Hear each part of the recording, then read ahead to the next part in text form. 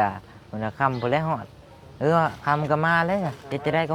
ถ้าเจ้าผู้เดียวพอวันน่ะคนอื่นเส้นไหนบ่ได้บ่ว่าบ่ได้แล้ว โอ้ย ใช้กี่เซนให้ได้ แม่น ก็ที่ได้รออยู่ เออ ไม่ใช่ฮู้กัน สาน้องแต้พี่น้องเอ้ยถือว่าฮู้แล้วเด้อพี่น้องเด้อเนาะเรื่องรักษามีแต่ทางมื้อนี้ยังว่าบ่ได้ว่าสิผ่าตัดมื้อใดนะพี่น้องเนาะก็บัดนี้ก็ได้โทรลมกับท่านหมอใหญ่แล้วเนาะได้คำตอบมาว่ามื้ออื่นเพิ่นสิเข้ามาเบิ่งอาการเบื้องต้นพี่น้องเอ้ยในการสิมาเช็คเบิ่งอาการนั่นแหละพี่น้องเอ้ยเนาะกินก่อนตุกหน่อยก็ได้ จำเป็นก็ได้เช่นนั้นเนาะต่อใช้กล้องเตี้ยเนาะ ใช่นะเห็นยังไงนะ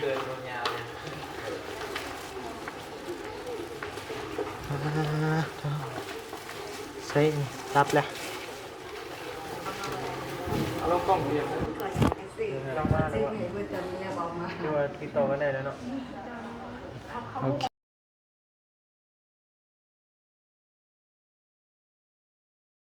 พี่น้องเลยเนาะตัดภาพมาบัดนี้พี่น้องเลยเนาะตก เป็นลมปกติด้วยนะเนาะเป็นสีมาเบิ่งให้เด้อตอนนี้เนี่ยเพิ่นใช้น้ำเกลือให้ก็ตอนเพิ่นใช้น้ำเกลือบ่ตอนโอ้วันนี้ทั้งพอเจ้าหน้าที่ต่อได้แล้วบ่ นี่ติดต่อพ่อเพิ่นแล้วมาแล้วคำไปแล้วหอดเพิ่นว่า เพิ่นมีรถจักรอยู่บ่ นี่ รถจักรไผน่ะ รู้จักเพิ่นเองแล้วแต่มันมีตามันคำไปแล้วหอดคำก็มาเลยจะได้ก็ถ้าเจ้าผู้เดียวพอวันน่ะคนอื่นเส้นไหนบ่ได้บ่ว่าบ่ได้แล้ว โอ้ย ใช้กี่เซนให้ได้ แม่น ก็ที่ได้รออยู่ เออ ไม่ใช่ฮู้กันนั่นแหละไผสิเช่นไร แม่ เป็นอย่างมา ไผสิรับผิดชอบเนาะ จะสิบ่ปรับใหม่ห้อยบ่แต่จอยนั่นแหละครับก็พอดีที่นี่ทางหมู่เฮาเนาะครับ เบาแฮม บ่นิวเนาะบ่นิวกับบ่ยาวบ่บุญแล้วก็บ่วีและพี่น้องก็ได้โทรลมทางท่านหมอเพิ่นแล้วพี่น้อง โดย ก็คือมื้ออื่นเนาะมื้ออื่นเพิ่นสิ มาเช็คอาการ มาเบิ่งอาการก่อน โดย ก็คือยังบ่ทันได้ผ่าตัดพี่น้องถ้ามันบวมเพิ่นสิบ่ผ่าตัดบ่ได้ เพราะว่าเลือดมันมาโฮมหลายในนั้นนะ แม่นมีแต่รอให้มันเศร้าบวมเพิ่นจึงสิอันผ่าตัดให้ได้แต่พิ่น พังเบิ่ง บอกว่า นำกันมื้ออื่น ถ้าเกิดมาตั้งแต่มื้อแรกเป็นตั้งแต่มื้อแรกเพิ่นอาจจะผ่าตัดให้ได้อยู่ โดย เพราะว่ามันยังบ่ทันบวมเด้ โดย คือตอนนี้เนี่ยมันบวมเลยพี่น้อง อืมมันก็สมควรบวมอยู่มัน4มื้อแล้วเด้อ้าย แม่ก็มีแต่ทั้งน้องเพิ่นตอนนี้ก็มีแต่ผัวลูกกับพ่อที่สิอยู่จะมีแต่ทั้งผู้เป็นพ่อนี่เป็นคนเซ็นยินยอม โดย สบายดี ครับ โดย สบายดีพี่น้องเลย เอาเนาะจังไดเอาเนาะฟังน้ำกันได้กินนี่เนาะ โดย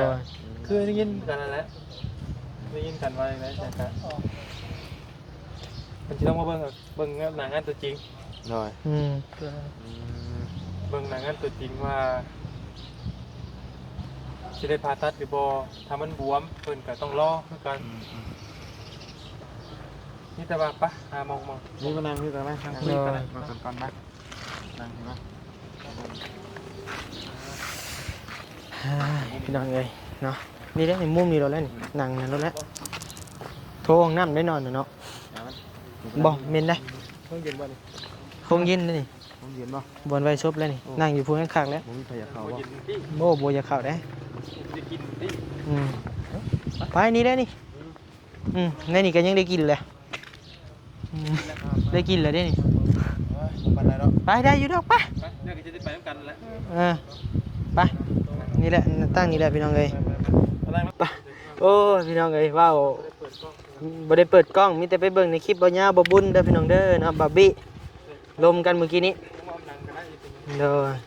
อบ่เป็นหยังเบิ่งนำเจ้าก็ได้แหละอืม แต่สิไปบอกน้องเพิ่น โดย ว่า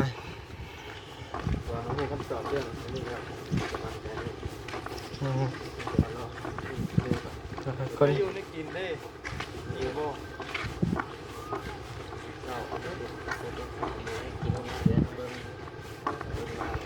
มีแต่คะแนนว่าบ่มีการย่างไปซื้ออยู่นอกทางนี่เด้ออืม ไม่ใช่ได้เลยไม่ใช่ไปซื้อกินเลยก็ได้ โดย เอาไปหมูแล้ว โดย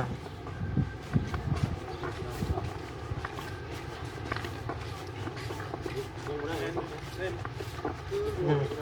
คือว่าไงนะทั้งหมดยาวแล้วก็ทีมงานน่ะฮู้แล้ว โดย ฮู้แล้วเรื่องการรักษาแต่ว่า โดย เขายากจะบอกว่าแล้วพี่น้องเด้อ เขาต้องพังรายละเอียด เดี๋ยวว่าก่อนดิ แม่นเบิดเลยนี่ เบิดเลย แต่เอาลงบ่หมดบ่ตัวใดได้ใช้เลยก็เอาลงบ่หากมันได้ใช้หมดเด้นี่ ส่งเสียงนะ มันได้ใช้หมดอยู่ เอาไปเลย เอาไปเบิดละไป ไปมาให้บอบบี้ถือก็ได้อืม เปิดกัน เอาเนาะพี่น้องเนาะเรื่องค่ารักษาบ่แม่เรื่องรักษาน้องแต่พี่น้องเอ้ยถือว่าฮู้แล้วเด้อพี่น้องเด้อเนาะเรื่องรักษามีแต่ทางมื้อนี้ยังว่าบ่ได้ว่าสิผ่าตัดมื้อใดนะพี่น้องเนาะก็บัดนี้ก็ได้โทรลมกับท่านหมอใหญ่แล้วเนาะได้คำตอบมาว่ามื้ออื่นเพิ่นสิเข้ามาเบิ่งอาการเบื้องต้นพี่น้องเอ้ยในการสิมาเช็คเบิ่งอาการนั่นแหละพี่น้องเอ้ยเนาะตอนนี้ก็คันว่าสิเฮ็ดหยังเลยก็ยังบ่ได้พี่น้องเอ้ยเพราะว่าทั้งพ่อน้องแต่ก็ยังบ่ทันได้มายังบ่มีลายเซ็นลายเซ็นนะพี่น้องเนาะ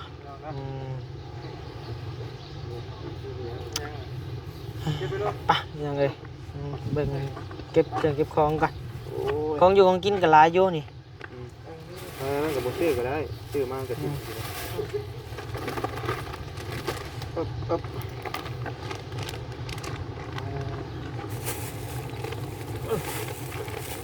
อีหยังอันนี้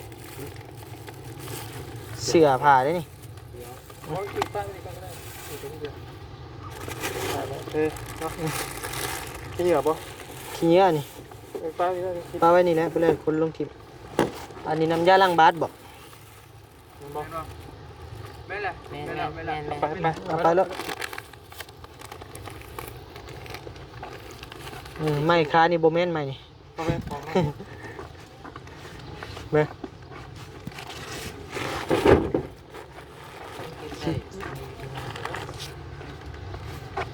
มีธงบ่นี่ธงนี่ใช่ไอ้มือมาได้บ่ นั่นก็มานั่นกับป้ามันนี่กันเนาะ เอาไปกินมาเนาะยังกินมา แม่ เอาไปกินก่อนก็ได้ เอาสำกินก่อนตุกหน่อยก็ได้ ตัวจำเป็นก่อนก็ได้เช่นนั้นเนาะสอดใส่กล้องเตี้ยงนั่นแหละ บ่มันมีบอลญาตินอนต่างหากตี บ่มีนะบ่มี กลางเดินเด้บอลเห็ดให้ญาตินอนได้น่ะคือว่าสะดวกสบายอยู่ แต่ว่ามันจะต้องนอนผ่านเตียงนี่นะ แม่ ไม่ต้องไม่เอาแล้วไม่เอาแล้ว ก็เป็นยังเอาก็ได้ ไป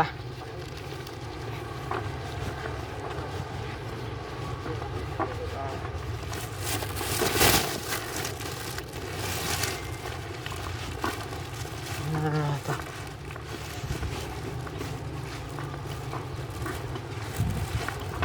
อเคนะ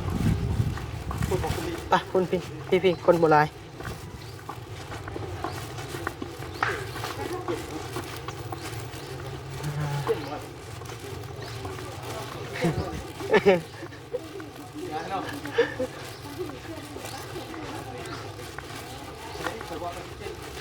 เนาะเรียนสำหรับอยู่พอ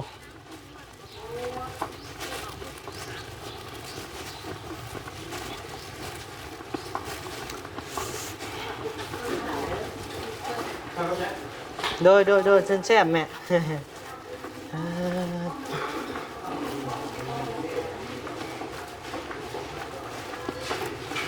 ขออนุญาตเด้อ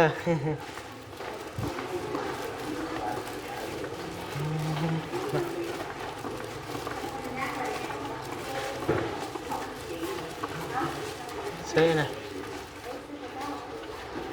เห็นยังไงนะ เดินยาวๆเนี่ย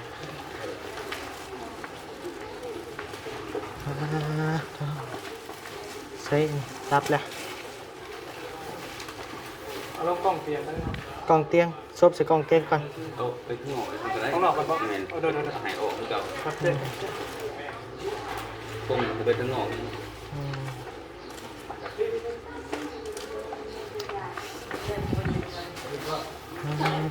ติดตัวอัปเดตเรื่องของเลย อืมเรียบร้อยเลยตี เรียบร้อยเลยวันนี้ อืม เป็นยังไงได้ ครับไปเลย ใช่อัน ไปสรุปก่อนก็ได้ ได้ได้เนาะเอาคนเข้ามาได้มีแต่เป็นนั่งเว่ากันอยู่นอกพูดแหล้ว มาได้สิบอกลองทำไป บอกบอก เอาแต่ก็มามือกล้องกับบ่ทัน อืมสวัสดี รอบ่ครับ อะไรยัง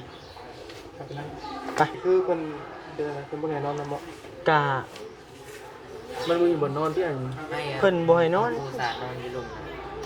อืม นี่นอน สาดเตียงนะว่าเลย ลองถามเบิ่งหานอนเอาเฮ็ดจังได๋จะเฮามันบ่มีเงินมีคำสิเข้าห้องพิเศษคือหมู่คือครู ไม่เป็นไรคนอยู่บ่ได้เข้า แม่น คนมีแต่เขาก็ดาว แม่นมีแต่อดเอาแหล้วเด้เพิ่นปูนอนก็นอนแต่เพิ่นน่ะเด้นี่เด้น อยู่นอกกันมีสาดกับปูนอน เฮ็ดแล้วแหละเลือกเบิ่งถามเบิ่งเพื่อความอยู่รอดนี่แหละเนาะ เพื่อนแล้วเขาเต้นเขาเล่นนั่นเต็มที่แล้วน้องเด้อ ชุดที่ชุดละ ไป เดี๋ยวมีแต่มื้ออื่นสิเข้ามาเยี่ยมใหม่เด้อเนื้อปะโดยอ่า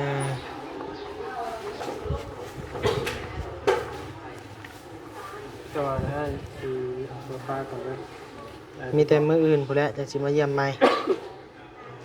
อืม ได้คุยให้แล้วเรื่องผ่าตัดก่อนคุยเรียบร้อยแล้วมีแต่ว่า มีแต่มื้ออื่นเช้าพุ่นแหละเพิ่นสิเข้ามา เจ้า อืม เดี๋ยวได้ข่าวว่าโดนนำมาเป็นอะไรครับพอดีเป็นมาเบิ่งในงานก็ก่อนว่าแต่มันบวมเป็นแบบครับแต่เป็นที่ข่าวที่นั่นนั่นเลยต้องคิดหลายแล้วเป็นได้พอจะคิดต่อได้หรือเปล่า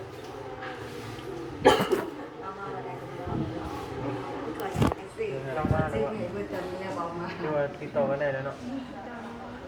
โอเคมีแต่รอเรามาแล้วฮู้อยู่บ่หมอแข็งโอเคถือว่าโล่งใจไปอีกระดับหนึงพี่น้องเอ้ยมีแต่รอถามหมอเพิ่นมามื้ออื่นประมาณ 8:00 นเพิ่นว่าสิเข้ามาเบิ่งเจ้าเด้อ ทำไมลมตกแตกคนนี้เจ้าลมแตก ว่าเอามันขึ้นอีกเครื่องนึง แตกว่า สู้ๆและ ทำไมลมตกแตกคนนี้ เออ แต่ว่าเบอร์ทางการกรณีมัน มาไว้ถือร้อนหรือพี่ มันบวมเป็นสุขภาพเลยแต่นี่แต่คุยกับผัวเจ้ามีอย่างไรก็บอกครับเงียบเลยตัวเจ้าติดต่อเลยเนี่ยเป็นอะไรครับหลังจากมาได้คุยกับพี่ก็จะให้ เพิ่นใช้ยาให้อีกเนาะมานี่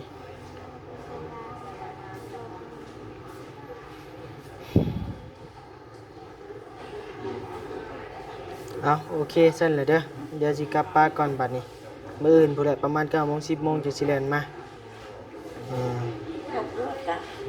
9 โมง 10 โมงนะตกเลือด โดยไม่เฒ่าเป็นหยัง เด้เห็นหัก แขนหักโอ้ดีแล้วบ่ วันนี้นะ อืมยังบ่ได้ผ่าตัดบ่หักตีนมือได้อยู่อืมไปเฮ็ดได้หักล้มบ่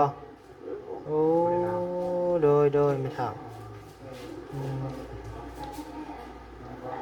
นอก ก็จะมีแต่อ้ายสิกลับวันเดิม บ่มีบ่เฮามาซอยเหลือ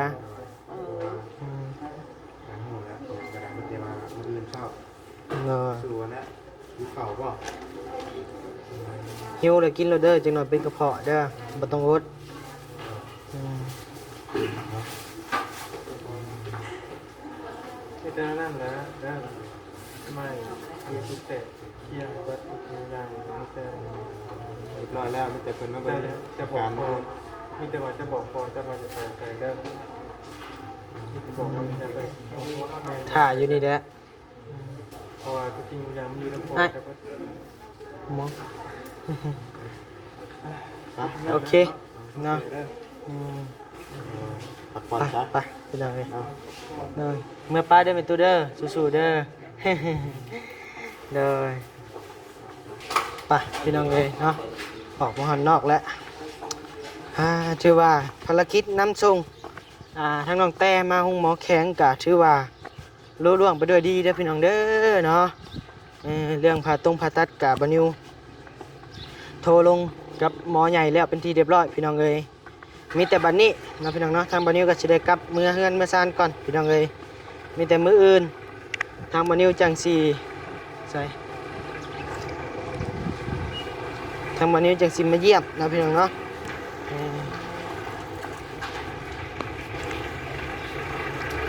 เช็ด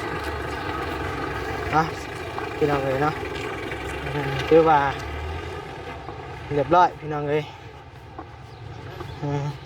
พี่น้องเนาะอยู่ดีมีแฮงความเจ็บบ่ได้ความไข้บ่มีปรารถนาสิ่งใดขอให้ได้สิ่งนั้นสมความมุ่งมั่นปรารถนาอย่าเจ็บลงอย่าเจ็บอย่าจนร่ำรวยๆพี่น้องเอ้ยโดยปับ